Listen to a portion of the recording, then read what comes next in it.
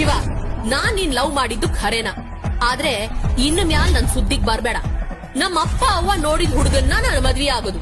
ನಿನ್ ಕೈಯಾಗ ಏನಾರ ಮಾಡಕ್ಕಾದ್ರೆ ಮಾಡ್ಕೆ ಹೋಗ್.